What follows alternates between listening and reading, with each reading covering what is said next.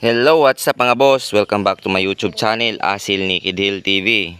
So sa nakikita nyo mga boss ay basa pa rin yung lupa dito sa amin dahil napakalakas ng ulan noong nakaraang araw at lalong-lalo na kahapon.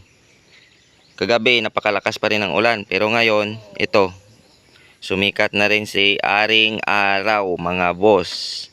Yun. At may init na rin. So nagpapainit ngayon yung ating mga yun yung isa mga boss, yung 6 months old natin na stag. At update ko kayo dito sa ating mga alaga mga boss. Dito tayo kay Goldie. Yun, hindi masyadong makita mga boss.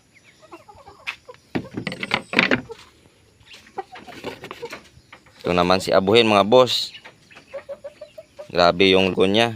Parang hindi pa maklaro yung sa cellphone ko pero naglulugon siya mga boss.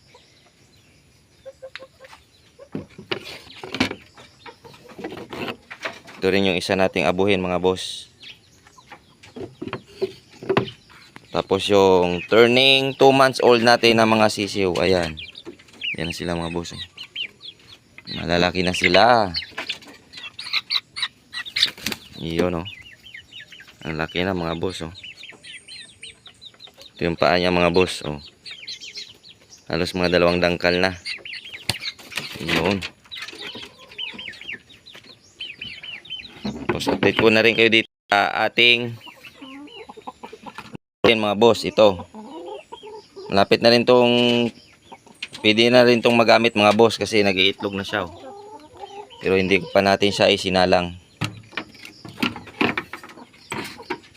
Ito rin yung isa, maganda na rin yung katawan niya at pulang-pula na rin yung kanyang mukha mga boss. Ito yung Burmese natin.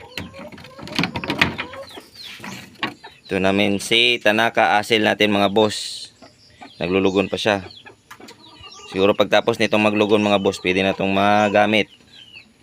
Pero parang sa tingin ko, parang alanganin pa yung edad niya kasi yung dito sa akin mga boss, sa nakasanayan ko, yung binibreed ko ay mga tag 10 months to 11 months mga boss. Yan yung isa natin mga boss. Naglilimlim sa loob. Yung pure asil natin na itim. Saglit lang mga boss. Buksan natin ang ating breeding area.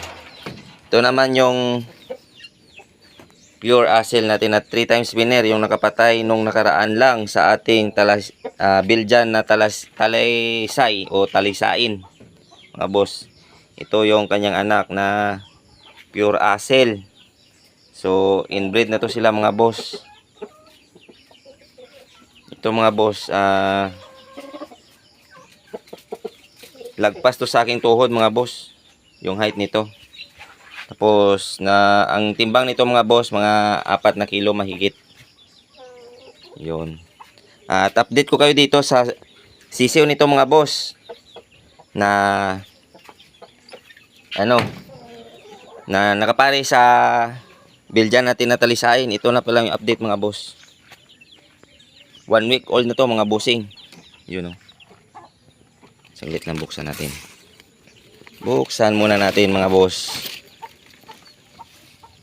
Yun o. Siyam sana yan sila mga boss. Kaso namatay yung isa dahil nahulog sa tubig sa kanilang painuman mga boss. Kaya sayang pero at least may nabuhay pa rin mga boss. Hindi ko pala yan nilalagyan ng nanay. Bali karton lang yung setup o ganyan lang mga boss.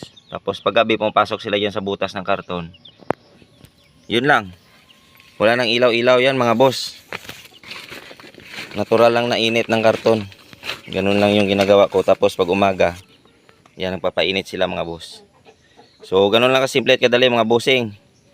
Dito lang muna yung update dito sa aking munting manukan. Sana ay may natutunan kayo o nagandahan kayo sa video na to. Please subscribe my YouTube channel at lagi nating tatandaan na ang sabong ay sports lamang. Huwag tayong magpakalulong sa sugal at lagi nating unahin ang ating pamilya. Maraming salamat and God bless sa ating lahat.